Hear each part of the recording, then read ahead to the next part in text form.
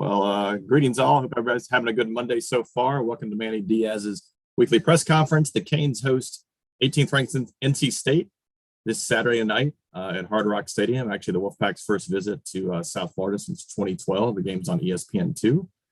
As always, we'll start off with an opening statement from Coach, and then we will go into questions. Coach, take it away. Okay, thank you, Carter, and thank you everybody for being here today. We are excited about the challenge of playing NC State. They've obviously been on quite a roll this year. Their victory versus Clemson speaks for itself. Very well-balanced team, offensively and defensively and special teams. It'll be an important weekend for us to fix some of the things that are ailing us. Like I said, I can't fault our effort, our heart, our mental toughness, but there are some obvious things that we've got to get corrected to give ourselves a chance to win these games. We're obviously been in two really, really close games that have left us 0-2 in the ACC, but this is life in our league. These games are normally close. They normally come down to fine margins, and it's on us as coaches to better prepare ourselves to win those finer margins to get us a victory on Saturday. And with that, I'll open up for questions. Thanks, Coach. We'll start with Matt Shodell. Matt, go ahead. Yeah, hey, Manny. So I just rushed through the depth chart you guys sent out like 5 minutes ago. And I know this morning you mentioned you're going to sort of, give some younger guys some chances. So I just want to make sure I sort of gauge what you meant by that. It looked like most of them were on defense. So like Elijah Roberts, Isaiah Dunson, James Williams now officially with the first team, Marcus Clark, a co-starter at cornerback. And then obviously the special team stuff. So like, is there anybody on, that hasn't been mentioned that's going to have an elevated role that you see right now? Leonard Taylor remained, I guess, sort of a fourth teamer. I don't know, a co-third team or whatever you call that. And is there anyone else? And then also wanted to ask you if D. Wiggins, has been removed from the depth chart. So I wanted to check on his status as well. If you could talk about all that, I would really appreciate it. Yeah, the depth chart, as you know, is just that's something that we send out. It doesn't necessarily mean the way that the snaps are allocated. Young guys are going to be able to play more. They deserve their opportunity. Like I mentioned this morning, it's about those guys knowing what to do. There's two things. The older guys, they've got to play well. They got to play fundamentally sound, and they have to let their knowledge of what to do in a game show. When they don't do that, the question is, are the younger guys, are they ready to take their place? And that takes two things. One, they've got to be able to fundamentally execute when they're in the game, but two, they also they don't have the experience, and they've got to be able to know what to do. So those guys, our young guys in general, are getting better. They are getting more and more knowledge. So whether it is LT or Elijah up front, and both those guys have shown the ability to make plays, and LT is getting better and better. You mentioned some of the names in the back end of Clark or Dunson. Obviously, James and Cam are getting more and more snaps at safety. We just got to get, it could be a guy like Chase Smith. We just got to get the simple things right. So, I think that's just kind of where it's going. We won't know for sure until the end of the week of what, how we'll be allocating the snaps. But there's some guys that we found out on Saturday, their roles just simply have to be reduced a little bit. And on D. Wiggins, any update with him? Yeah. So we took D and Mark off the depth chart. They're both not officially in the portal yet, but that's probably what we would expect to have happen. Okay, next we'll go to David Lake. David, go ahead. Hey, Coach. Wanted to ask you about a trend, I guess, dating back to 2019, your first year as the head coach. First quarter in all your losses, you guys have been down or tied in all those losses, and just the slow start thing. I'm wondering, do you feel like you need to approach the game preparation phase? Does that need to be evaluated further? Is that an issue with these slow starts and the losses, in your opinion?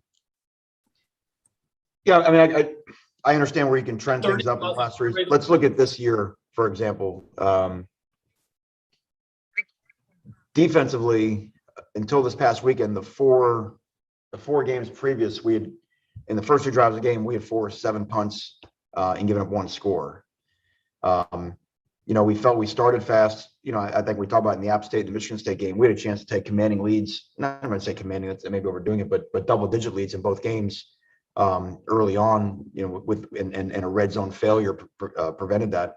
One became a win, one became a close loss. We started well in both those games. It was fairly obvious, and I think we have to take a step back for this team. I mean, again, the trend you're putting, I don't think that things that occurred in 2019 affect us today. I'm looking at what goes on with this football team. This football team, offensively, it took us a while to get into the game. It took us a while to get into the game in the Virginia game, and that's to be expected. Like, it would have taken North Carolina a while to get in the game if they weren't playing with Sam Howell. I mean, Tyler is showing massive courage in the way that he stays after it during the course of these games. But he's still a rookie quarterback. I mean, we're still not playing with our starting quarterback. And so when he got his feet, underneath him and started feeling comfortable and got a sense for what they were doing, because they were changing up the things that they'd shown beforehand, I thought it was as good as we've looked on offense all year over the second half of the game. So, like I said, that doesn't deny, whatever trend it is that you're saying in terms of the way that we prepare. And obviously we prepare and talk about starting fast. We have a start fast period every day in practice, but you also have to look at the reality of the team that you're coaching at that current time. Do you feel like the defense on the flip side is playing well in these first quarters here recently? Well, it's what I told you. The last 4 weeks we were, right? This past game we did not. So, I mean, that's what I said. I mean, did we prepare? Did we even practice? I mean, that's what I'm saying. It's hard to say, oh, well, we practiced to start fast the 4 weeks prior, but not this past week, from a preparation standpoint. So, I mean, it's if there was a smoking gun, it'd be easier to find, right? Next, we'll go to Chris Stock. Chris, go ahead. Coach, you made decisions in the offseason to call plays as a defensive coordinator and replaced assistant coaches to help improve recruiting. Just curious, how do you think those decisions have worked out so far? I'm pleased with the, obviously you can see it right now. I mean, one of the things that we talked about from a recruiting standpoint is our recruiting in our secondary, and I think T-Rob and DVD have done a phenomenal job with that. I think that matters. I think that's a little bit, from the depth that we have right now and or the lack of depth that we have right now and some of the lack of competition we have right now. I think that's going to be a big help for us going forward. I think our front, again, when you look at our defensive line play and our front and the way where we were, the way that those guys are improving, I'm very pleased with that. I'm not pleased with the performance of our defense. Obviously, it's been well below our standards. And when you watch some of the gross attempts of tackling this past week and some of the fundamentals, people are just losing their training out on the field. And there's it's hard to unpack in every situation, what causes somebody to abandon their training like that. But at this point, it doesn't matter why. Those are things that just can't be tolerated. And the thing you can do as a coach is you can limit playing time. So that's where this thing goes on. There's an ability for this defense to get better and still play in the remaining stretch of games the way we think we're capable of playing. But we simply have to stop. And I think you saw it for flashes in the second half of the game. We had 4 second halves in the 3.5. We should have had a fifth. Wasn't for a third down penalty. It's been way too inconsistent. And a lot of times it's been guys that have proven it. They've done it in games before. And for whatever reason, they're not getting it done. So it's our job as coaches to get it fixed. Next up, we'll go to Manny Navarro. Manny, go ahead.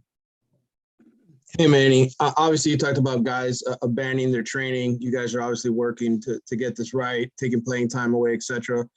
But have you reached out to any other coaches, that you're friends with around the league about how to sort of, just jumpstart a change? You've put a lot of faith into the older guys at the beginning of the season. They've obviously let you down. You're going to the younger guys now. But is there anything in practice, anything at all that you're going to try here maybe over the next few weeks to try to get this thing turned around?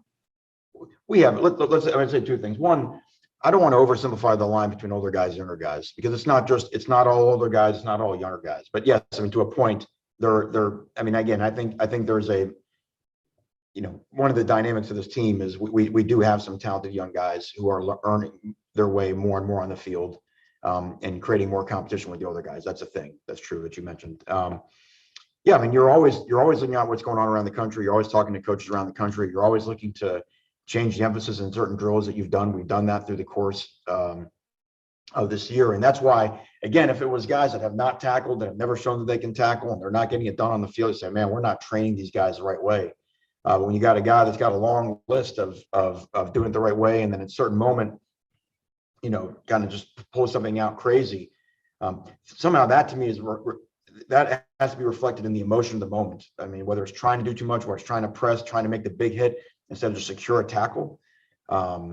I mean, 2 plays on 3rd down on quarterback draws. There's 3 quarterback runs that just were, egregious. And is it trying to be a hero in a season where the players are feeling the strain of not getting off to a great start? It doesn't matter what the why is, but there are guys that have made many tackles in their Miami career. Now you see a guy like James. James is young guys. Okay, that's fine. Maybe he's trying to make something happen, beyond what the play dictates you should. That's fine. Young guys, you fix that. You love the aggressiveness of the young guys we have. Now they got to do their job as well, because that translates to winning. But when you're seeing guys that have a long resume of being able to put guys on the ground and they're not getting it done, then that to me is something we got to try to unpack with them between the ears more so than what just happens on the field. Next up, we'll go to Tim Reynolds. Tim, go ahead. Thanks, Carter. Manny, I imagine football is like a lot of walks of life. Like if you walk into a workplace every day and it's all bad, you're not going to work very well. I imagine it's the same with your staff. I imagine it's the same with players. I guess, how do you try to not make the building seem like a big funereal atmosphere right now? I mean, how are you trying to not let, last week beat you again, and the week before that beat you again? I mean, how do you, even in times like this, how do you try to keep the mood somewhat positive, somewhat enjoyable for guys to be around each other? I think people follow their leaders, that starts with the coaches, the assistant coaches, strength staff, the leadership of the team, and all that goes down. I mean, everybody can be angry and disappointed at the way that we start and the way that these games have gone. But the thing we get to do in football is you always get to go back to work, and there's always a next mission, I think if you keep, a lot of times after losses, if you keep the emotions out of it, what I mean by that is, like on Sunday, when we have Tell the Truth Sunday, when we're watching the film of some of the plays from Saturday's game, it's not, this is what the tape is saying. We can critique the performance without critiquing the performer. And you've got to be able to make that distinction. And we all want the performance to be better. The performer does. And if all the individual performers perform better, then the team's performance is better. And that's our job as a coach. But the only way that can happen is we have to own the performance, and the individual has to own their performance. And sometimes that can make people sensitive and uncomfortable. And that is what it is, because we're all uncomfortable after we lose. So I think it's, I think when you're a part of a team, you always have a mentality of how do we fix it? How do we get it better? And then I think what does help is, and again, losing stinks, but the fact that our guys do fight, the fact that we came back from way behind, the fact that we've had 2 drives in the last 2 games that if they'd ended differently could put us 2-0 in the league. I think the players recognize that there's something there. I think the players recognize that there is a fight in this team and there is a bond in this team. We just got to play better to not put ourselves in those situations where we're in such a hole. Next, we'll go to Susan Miller-Degnan from the Herald. Susan, go ahead. Manny, unfortunate about Cam Harris. Is it a knee injury? Specifically, what's the injury? When is the surgery? If he is having surgery, or did he have it? And excuse me, did you talk to him at all about coming back? I guess next season. I guess that's premature. And I just wanted to also know about Derek, because I didn't see him out there. And sorry, there's too many I'm piling on, but you get the idea with Cam Harris. And I was wondering about, Thad, Cody, and Jalen. Yeah, Cam has a knee injury. They will require surgery. I think they're going to try to schedule the surgery for next week to let some of the swelling die down. And it's way too early to talk about anything other than just giving Cam our support right now, and we'll worry about what happens next afterwards. In terms of Derek, Derek had a surgery last week. And I guess the way I explained it, the doctors didn't want him flying because of the inflammation or swelling, or I don't know what it is. So Derek wasn't with us up in Chapel Hill, but I imagine he'd be with us the rest of the way. And then also the other, like Cody and Thad, just some comments on them, how they've been doing. And obviously Jalen Knight, and he had a really good game, and he's going to be the main man, I would think. Yeah, I mean, I think Jalen was outstanding. And to Jalen's credit, he's worked very hard in training camp, even when he was out for the first quarter of the season. And I felt like a lot of people inside the program felt like Jalen was really going to do some things when he got back out in the field, and he was close against Virginia a few times. So to see him make an explosive pass play, catch a ball, and just kind of run by outrun the linebacker, and the corner just sort of stood there and he ran by him, and it was a big time play. And I thought he ran the ball well.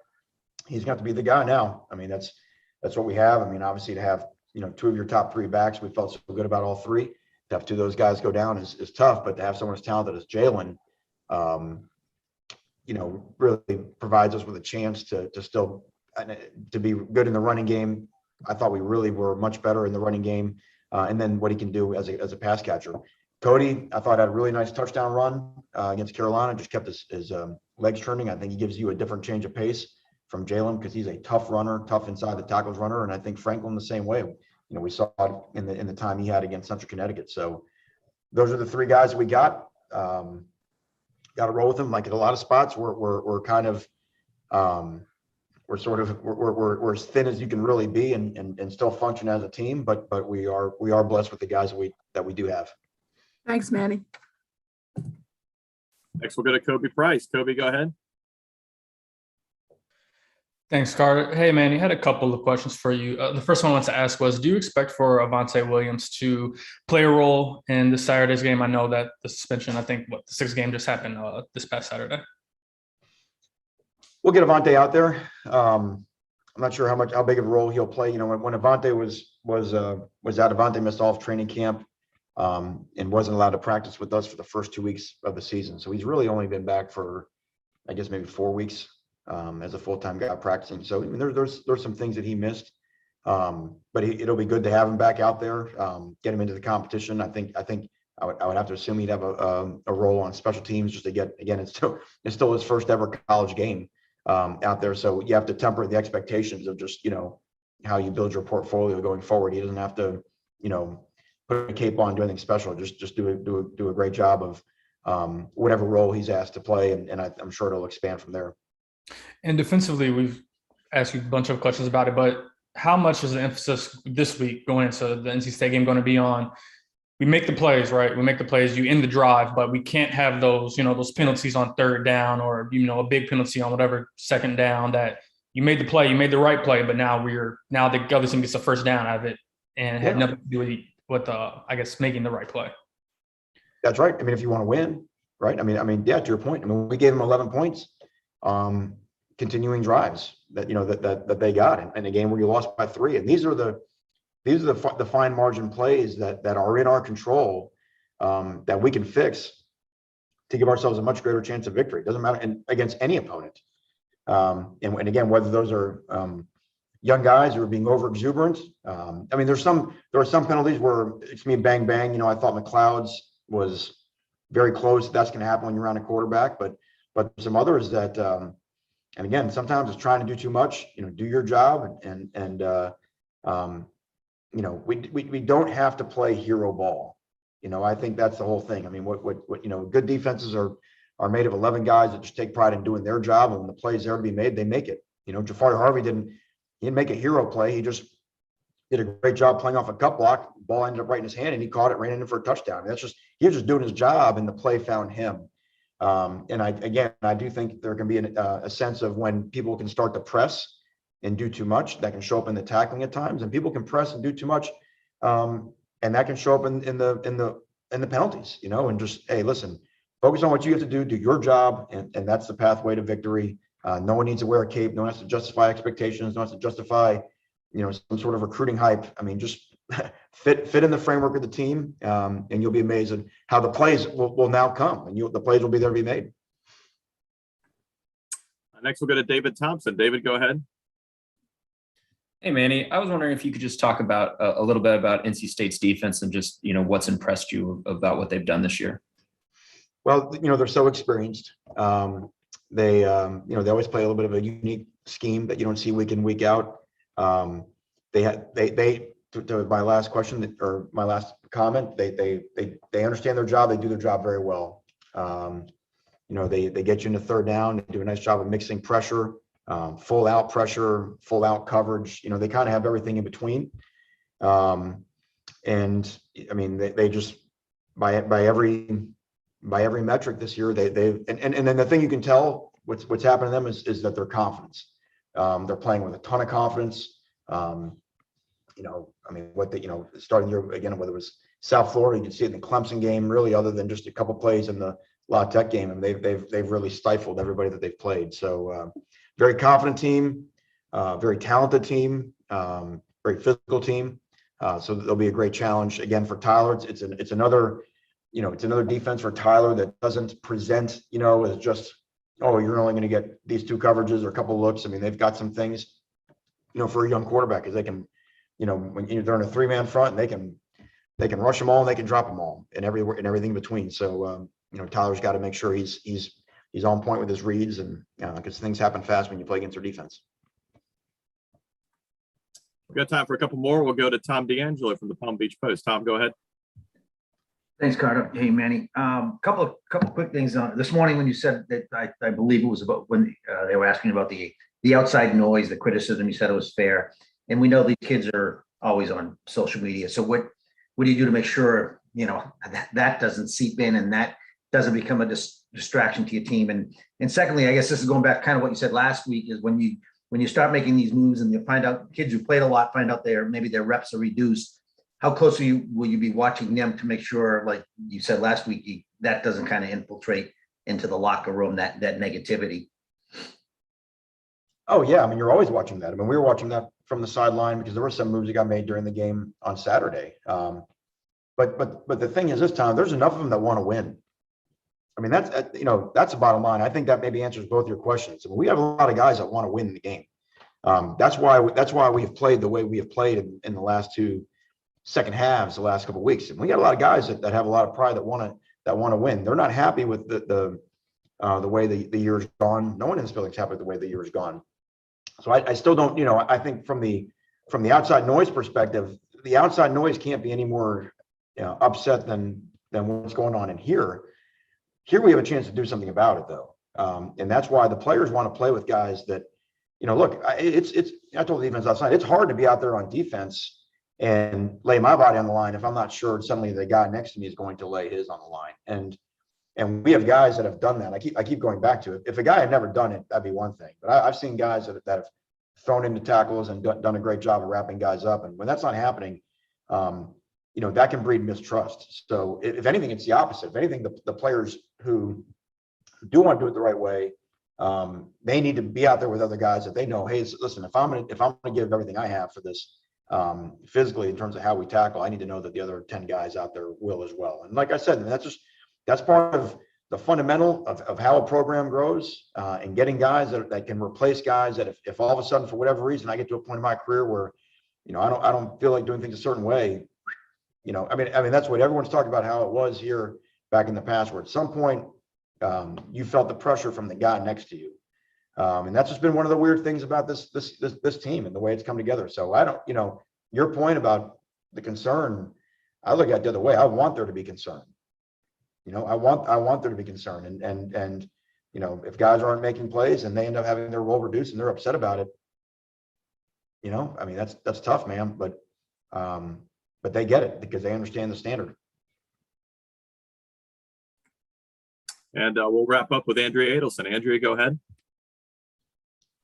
Manny, with Tyler, is there anything that you guys can do to build off of what he's been able to do in the second halves of games so that he can get off to a faster start and so the offense can get off to a faster start?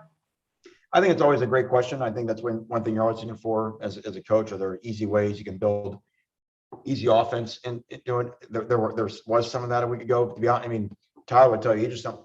I think part of it is just being on the road the first time and trusting yourself and just ripping the ball. I mean, Tyler can rip the ball. And there were certainly some throws early on in that game where you could tell he was, either trying to aim it or place it or whatever. So I think what he's learned these last couple of weeks is he can do it. And he just got to believe himself and trust himself. And there's no magic pill you can give to a quarterback to make him do that. They got to get in the game and know that they can do it in those situations. So, my hope for Tyler is the way he has finished the last couple of weeks will give him confidence that he can start faster. Because, if Reds get dialing up plays that got guys wide open, I mean, really in the first play of the game could have been explosive on not a very difficult throw. It's a throw he's made, a million times in practice. And Tyler sees that, he knows, but again, that's what's playing with a young quarterback. You're going to go through some of that, and that's going to cause our offense some starts and stops at times.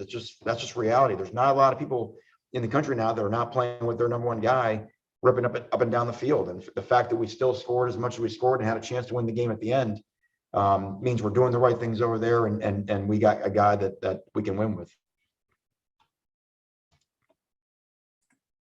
Great. Thank you, Coach. Thank you, everybody, for joining us. We will see you later this week.